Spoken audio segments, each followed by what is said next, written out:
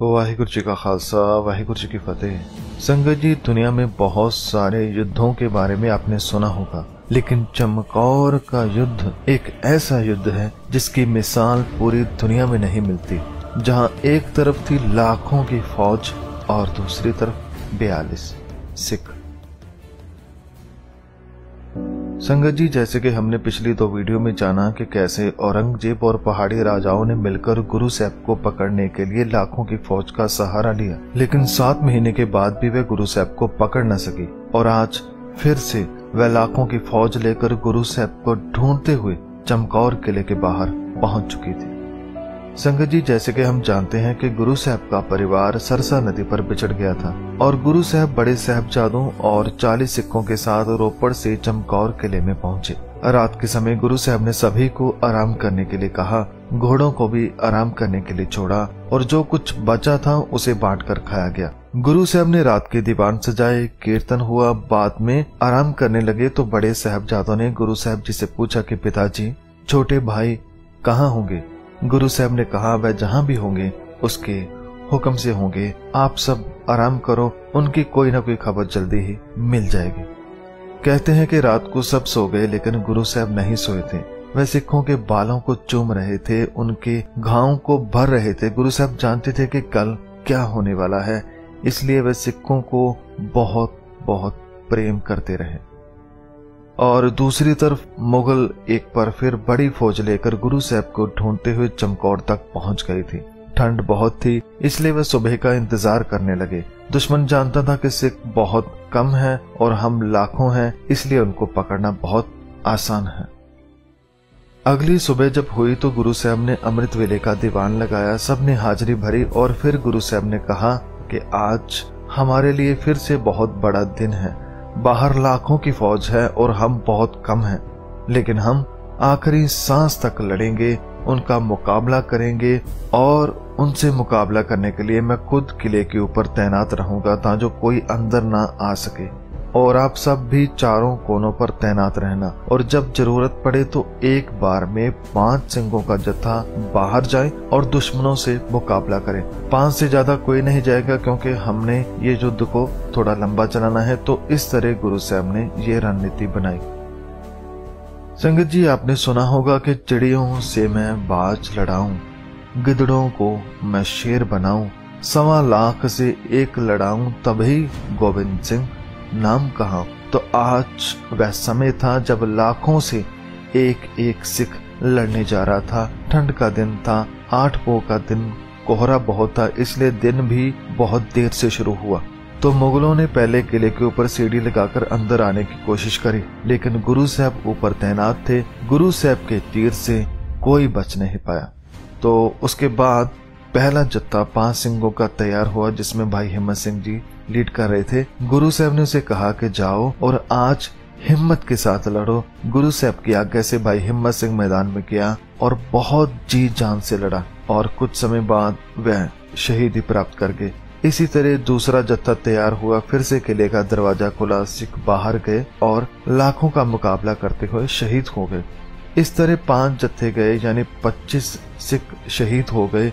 दोपहर का समय हो चुका था, लेकिन अब साहिबजादा अजीत सिंह जी आगे आए और लड़ने के लिए आज्ञा मांगी, लेकिन सिखों ने मना कर दिया और कहा कि आप नहीं जाएंगे। साहिबजादा अजीत सिंह जी ने कहा कि मुझे अपने से अलग करके मत देखो, मैं भी सिख हूँ, मैं भी आप जैसा हूँ और आपके साथ ही जंग में जाऊंगा।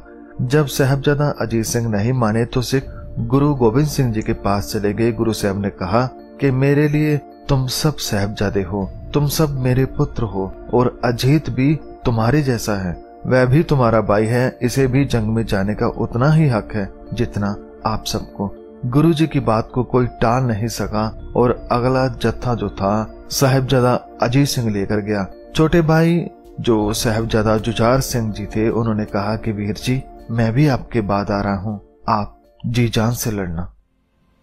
तो साहिबजादा अजीत सिंह मैदान में जाते हैं। वह बड़े ही फुर्तीले हैं, तीर अंदाजी में बहुत तेज हैं। उन्होंने बहुत से सैनिकों को मार गिराया और औरंगजेब वजीर खां ये देखकर हैरान था कि गुरु ने अपना बेटा भेज दिया है। क्या उसे अपने जवान बेटे से जरा सा भी प्रेम नहीं है? लेकिन मुगल क्या जाने कि गुरु साहब की नजरों में तो सब बराबर हैं। तो साहबजादा अजीत सिंह जी अपनी आखिरी सांस तक लड़े, बड़ी बहादुरी से लड़े और पिता अपने बेटे की बहादुरी को दूर से बैठे देखते रहे। गुरु साहब ने तीरों से बहुत से सैनिकों को मारा और जब साहबजादा बहुत सारे तीर लगने के बाद शहीद हुआ तो बेटे की शहीदी पर गुरु साहब ने जयकारा लगाया। उसके बाद छोटे साहबजादे बाबा जुझार सिंह जी ने भी मैदान में जाने की आज्ञा मांगी तो गुरु साहब ने कहा कि मैं बहुत खुश हूं जो तुमने खुद आकर ये बात कही है।